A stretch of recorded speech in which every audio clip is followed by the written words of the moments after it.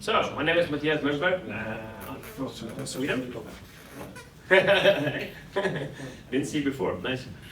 I'm a founder of DevOps Solutions and also Microsoft MVP since 2017, being traveling abroad. I don't have the nice numbers as Sandra has. I've done tons of conferences over the years, yes, been doing that. Yeah, and it's really fun to be here. I think it's actually the second time I speak in Netherlands. But I think it was the Vistakurs or whatever it was called before, right? Yeah. This is a new one, right? Yeah. Oh, it's a long time ago. Yeah, it was. Jan was the organizer of that, so it's like 2018 or something. Super long ago.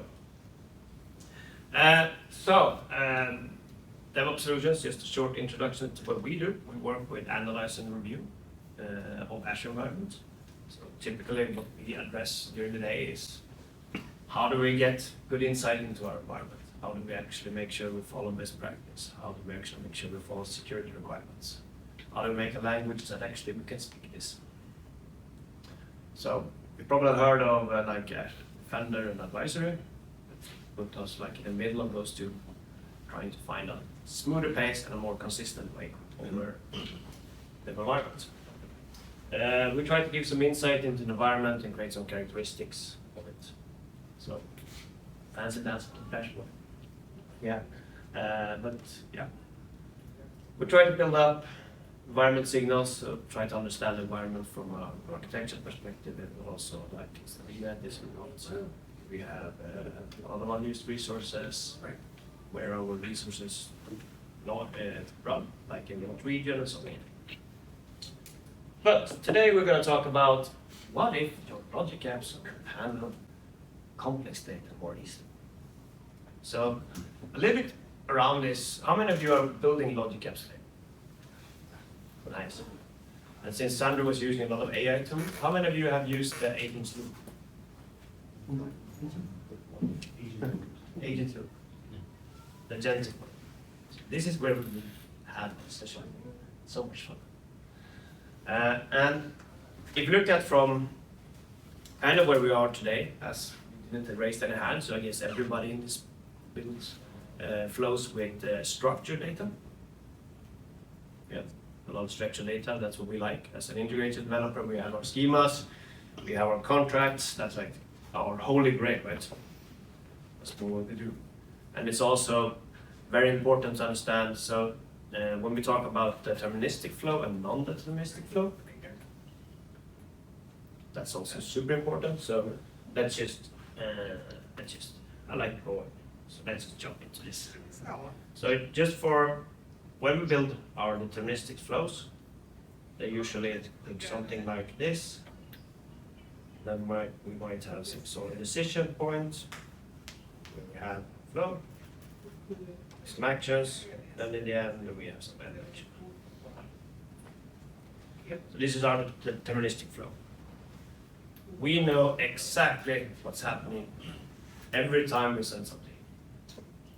There might be problems if the data is bad, yes, but it will always execute in order 1, 2, 3, and this will be 4, and this in the end will be 6, because this will be 5 or this will be 5.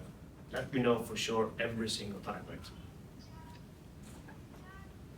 And we take this a little bit for granted, because this is what we do. This is our core. What happens when you have a non-deterministic flow? You don't know the outcome. Exactly. That's both good and bad. I mean, it's super nice because a non-deterministic flow, in a similar sense, would look like something like this. We have a starting point, and we have this, big lump. Then we have our 3 boxes in there, 1, 2, 3. That's kind of what we do. And then we have the exit. We have no idea in what order this will be executed. We have no idea how many times it will be executed. Interesting? Or dangerous? It is. It is interesting. And if we correlate this a little bit back to like Sandra's demos when he was building all these big prompts and it was executing things. It's really powerful because it understands the context, it understands what we are working with, and builds up something that can execute in a non-deterministic order. That's kind of the idea. But it's also, I lost the thread about that one. Okay, too many beers for me today. Yep. Yeah. But anyway, so in the non-deterministic world, we will be able to have that power to actually build this up. We will have the capability to create new things and execute on complex data. But that also needs the thing that we do most. It also needs deterministic flows, right? Because we need processes. If someone would say like, hey, let's build an invoice or order process, let's just put all the building blocks into the mix and let's hope it's doing it right. Maybe we will spend a lot of compute just trying to organize that flow so it actually executes in the right order. Meaning in this case, we know it's going to execute in the right order. Let's take a little bit of a look on this. Let's have a look. So I'm going to demonstrate a new feature actually today. We're going to look into. It got released on the 18th, so that's on Monday, right? Wagner put it up on my blog then. I can say when I tried to build this before that, it was really interesting way of building. So, first of all, let's just look at some super simple, like deterministic flow. I will use 3 ones. So I have super simple demo cases. I don't think the advanced flows is going to give the more value. I think the thinking process is the important part. How we think about this. Because just as Sandro talked about the AI helping us, we are developing in different paths. We're also going to be challenged how we are having our integration flows built as well. Some of them will be really important to be deterministic, other parts, who knows. And let's try this one out, see if there's a break. Oh, I lost internet. Yeah, no internet. I'm connected, but no. You were saying that 1 year you have the same internet, they kill it. Yeah. Let's just see if something happens. Do something new.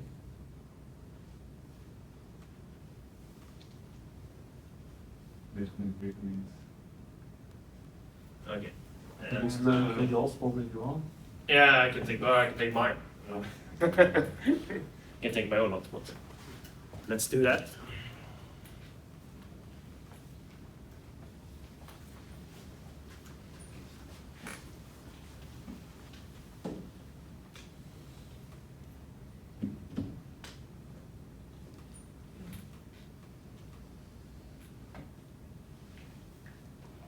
Let's do this instead. No internet.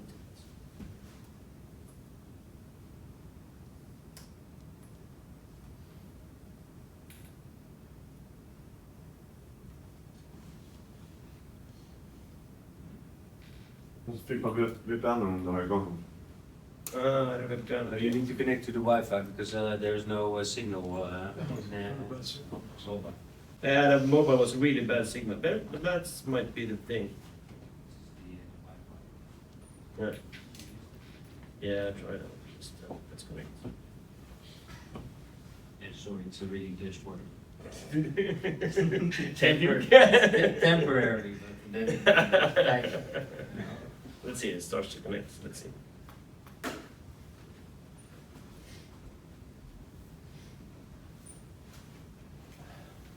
Come on. So, technical stuff, right? I have a good start here in Netherlands. You don't like me, do you? Swedes are not welcome. Viking style, back in the days. No. Let's see.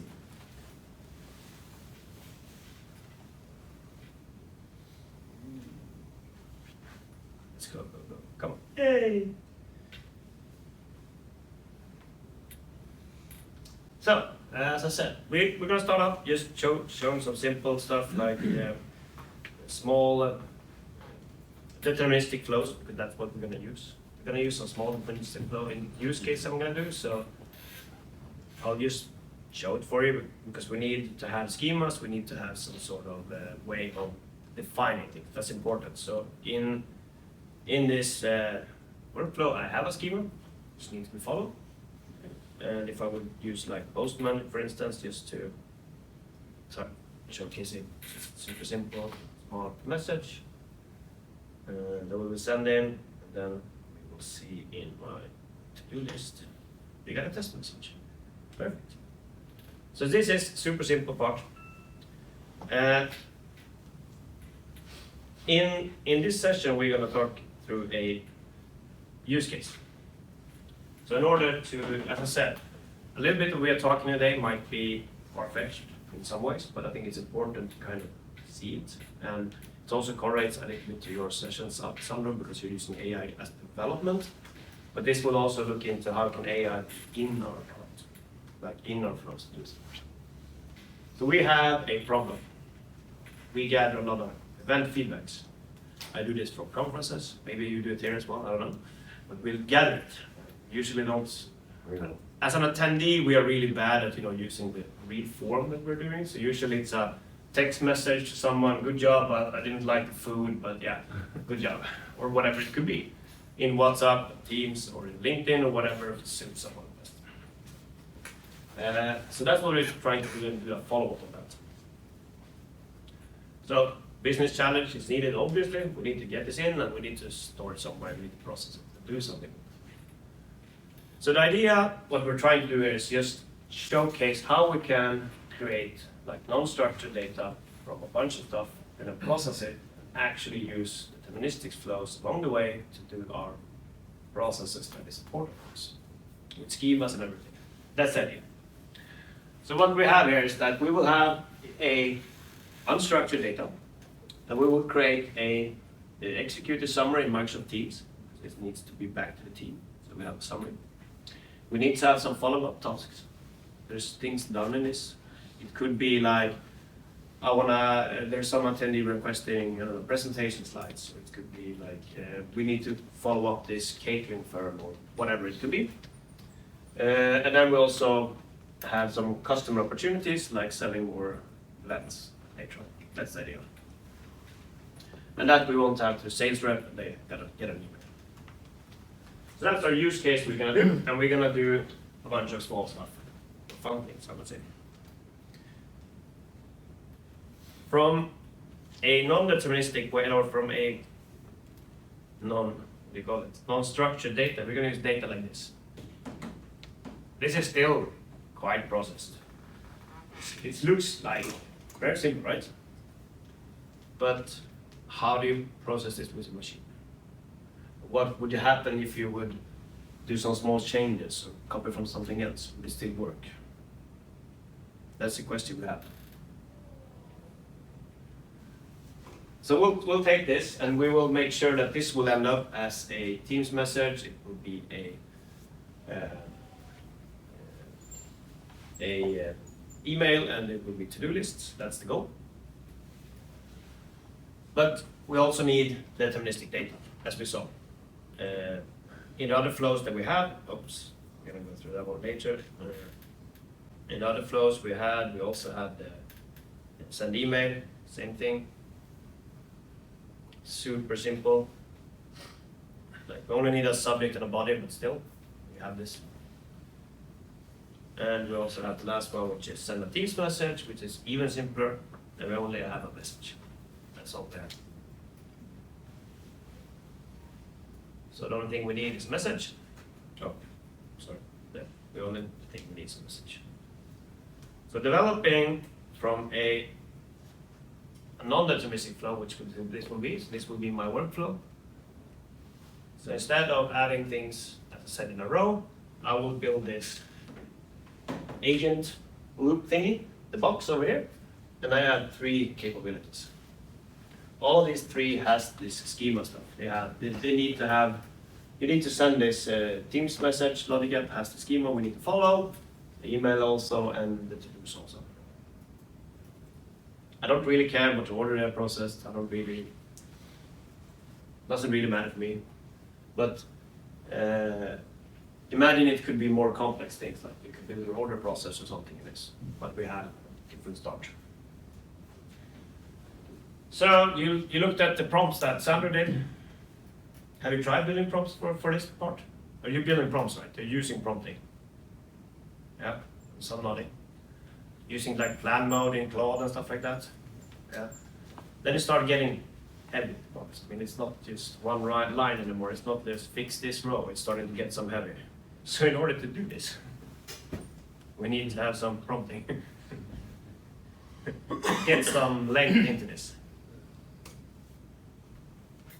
But this will then enable it to take the input we have, process it, and try to do something with it. And I'm going to show you different ways of doing this. Let's start with just sending this in. Let's go ahead. Let's do it. So we're going to run history. And I don't know, I mentioned this before. Oh, that can't be good. We probably should look at this one, but we can look at this one just because it is actually interesting. So I sent this message in now. Did it do what I wanted it to do? No. It didn't at all, actually. Oh, it did one thing. One thing it did. This is the problem with non-deterministic flows, or one of them. Is that when you're building them, in the end you can get them really good, but when you're building them you can have these interesting scenarios during development process that's interesting. I'm using 4.1 currently, just because it's fast and easy. That might be a problem for me as well. Let's take something that has a little bit longer time. Same workflow, a lot of more stuff been done. And I realized I jumped a little, I took this now. You can see there's a lot of things going on right now. And we can see this to-do items is done, we can see the emails is done, the Teams message channels is done in this flow. But we also see something all interesting that we're gonna look into now. We see this code interpreter. So this is something we're gonna look into, but also there's a lot of steps here. This is not just those three that we looked about. This is rotating a lot of bunch doing this. And the problem with the data we put in now is that it's complex. I mean, it's formed in a way that is, it's even more complex than what we had. Look, it's emojis in it here as well, and there's other stuff in. So it's a lot of data processed. And how would anyone have an idea? If you would get this data, what would you do in order to kind of make it possible in an integration?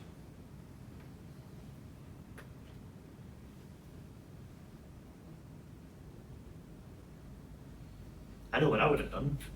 I would have done like Sandra. I would have gone to ChatGPT or to Claude or something like, hey, I need to have this in this schema, blah, blah, blah, let's work into that. And it would start processing and working it. And that's kind of the thing that's been happening now. So the cool part about this is that the code interpreter, which is recently released, this is the new feature, it's generating JavaScript on the fly. So this hasn't been present before. So before this has only been like processing using the tools. So here's a bunch of JavaScript.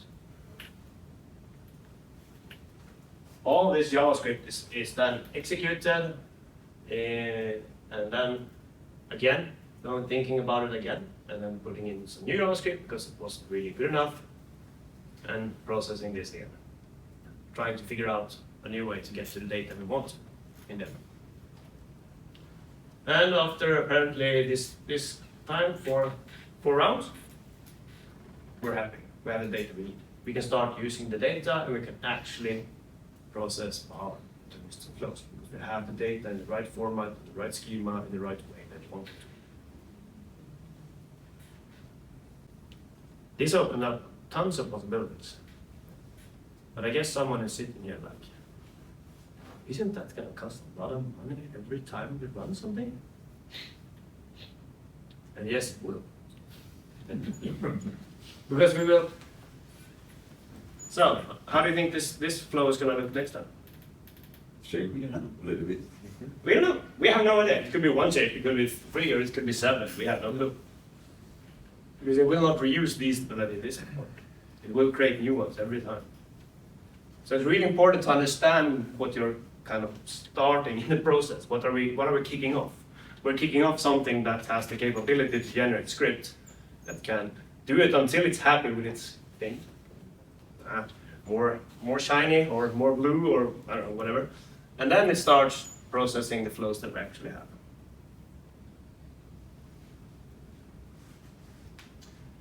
If the good part is that this JavaScript you can execute on logic apps, or it actually is executed on logic apps because this is what it do. But you can copy paste this and actually put it on scripting blocks if you want. So let's just take a small look at how that could play. So if we wanted to, we found this flow, we processed it, we understand the data was, maybe it's very similar or similarities are there every single time. So we know that it will be something similar. We could then go ahead and copy the scripts, which I did from one of the runs before. And apparently I needed 4 of that as well. I can then just copy the script, paste it into this inline script, and it will work. Besides one thing. All these context properties that it's reading is different. Because it's a different context inside the agent than it is inside the logic apps, so to speak, if you understand it. So those are the ones that we need to change. Everything else we can have just as it is. And running this script will then, let's go to run history, just pick last one. We'll then take in this data that we had. Was the more easier data, wasn't that complex with emojis and stuff, but still it's data, got it. And it will then execute the same script that it did, and we will have some outputs. As you can see, it massaged it one time, not really happy. So it will be then the parsing, and then we'll normalize it, get some better outputs, start looking a little bit better, something more to use. And then start to do the analyze. That's a cool thing because we've got some sentiment stuff going on in this one. We'll try run that as well so you can see that. But it does some analyze some sentiments. Again, adding the data into the structure. And then some still not really happy, so it has to extend the last part and generate a bunch of data out. And if we then look at the response, we can then see that we create and execute the summary. Maybe a bad thing to walk around on this one. We see that we get some messages going on that needs to be sent to the team channel. Should have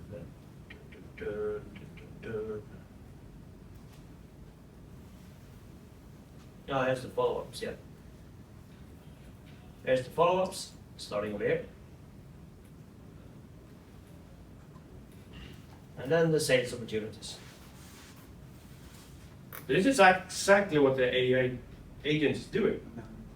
Yeah. In another deterministic, I just created a deterministic flow of the same thing.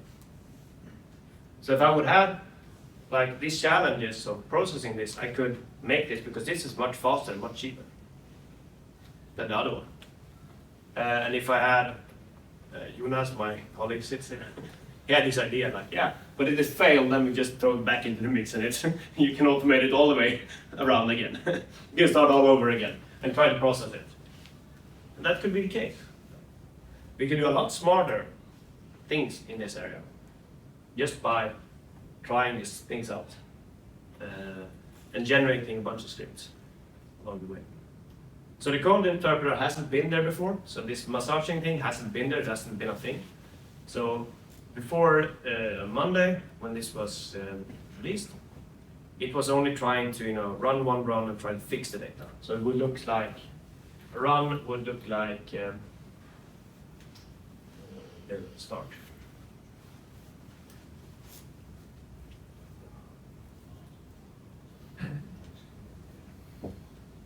Take this one. I think it actually managed to do this one, even though.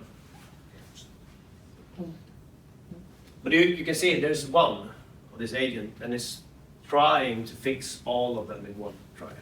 So it will take the data, it will try to generate all of the result messages it has, and then do this.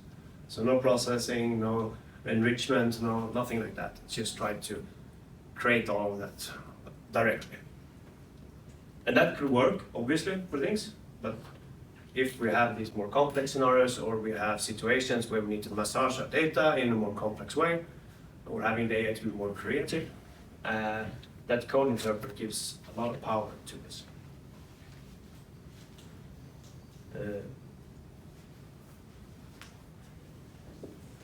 And it's just a small flip, so might have shown it. Okay.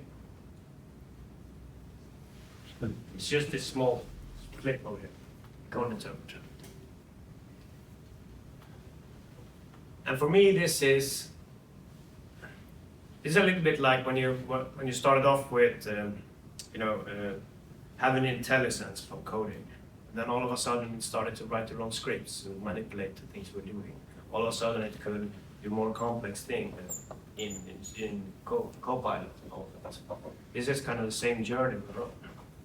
Enabling this will make it easier for this, generate JavaScripts, running code live into the logic apps that it generates on the fly to help them achieve their goal.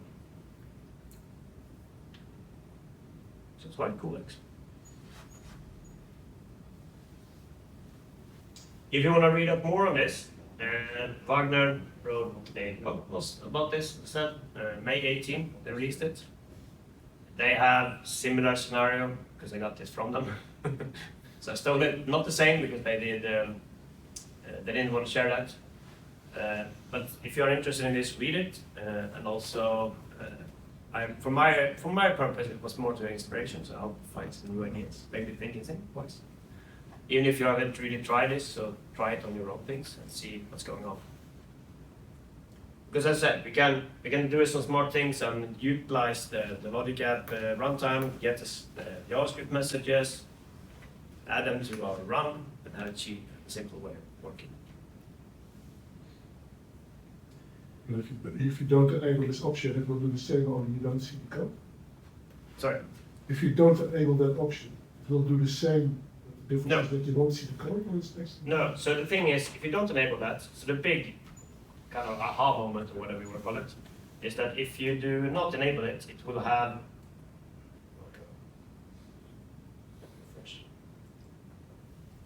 the thing is that it will then try one time to generate the message as you want it. So it will take, try to read all the incoming message, and then it will read the instructions and say like, okay, I need to have follow-ups, and it needs to be in this format, let's copy-paste. So it will just do that. And it will do some enrichments, obviously, some sentiments, obviously, because we required it in the instructions, but it will do that from one. If you enable the code interpreter, it will start processing the data until it's happy with it, and it's able to send it out according to the specifications. So that's a big difference. More questions? I have a question. You said cost can vary because you're not sure what it will do exactly. Do you know what it will cost to do one run, for example, like this? Depends a lot on what kind of agents you're using behind the scenes. So I use 4.1, as I said, it's a cheap one. So it's not that expensive. If you would enable like, I don't know, 5.5 or something, ChatGPT, or you would do Claude, you would have the same numbers as you use in other all other agents. So I think same goes there as in everything else. how much smartness do I need to achieve my goal? Can I stay on 4.1? It will be cheap. Yeah. But in the end, it will be the tokens that you build Microsoft, because you need the Azure OpenAI service behind this. So that's a requirement. I didn't show that, but that's a requirement. It's not working with Foundry, for some reason, I don't know. It's the Azure OpenAI. Yeah. But if you build it, you need to check the cost very closely to not be surprised by, well, a high bill, right? Yeah. That's In a something- high volume flow, definitely. If you have a low volume flow, Yeah, it's it not doesn't really matter. But if you have high volume flow, it will affect your bill, definitely. It could dramatically decrease other things. I mean, we don't, a little bit like when developing, it's a bit hard to kind of start in the beginning and say like, hey, this is, if I go back 1 year, and I would say like how I developed back then, I used the ChatGPT Copilot as a more advanced intelligence, more or less. Today I go in and say like, hey, I have this problem, blah, blah, blah, let's plan a thing. And then I said like, yeah, this seems good, enter, go. And then I get back and I let them work for a while, and then I come back and I say like, looks good, looks good, looks good, I'll rework that one. So the working process is really different today than we had 1 year ago, or even 6 months ago, for me at least. So I think even that comes into like building stuff. I don't think the deterministic flow will disappear anyway soon. No, rather it will be more, I would say, because there will be more capabilities that AI needs, and that we need to have a stable process that will do the same every single time. But there will be new things coming along where we need more flexibility. We need more cool features, so we need to have something that we don't really see yet. Yeah, but for this part you need cost management with alerts to, you never know what will happen inside. So you need to have some fail safe, right? Yeah, I think I saw Massimo send out, Massimo Crypto, he sent out on LinkedIn, he had a session with, I don't remember what he said, but he said like he had a 30-minute session for, with, what is it called? When it's, oh, I've lost the English word for it. When it resonates. Yeah. And he said like, yeah, that was €30 for that 30 minutes in AI spend. Yeah. So yeah, definitely we need to, I mean, that's gonna be a whole new thing in the end. Today we talk about spending on a logic app, or we talk spending on an info management service, or we talk spending on messaging, but so we will also add up on AI as well. And it's not getting cheaper. Any more questions?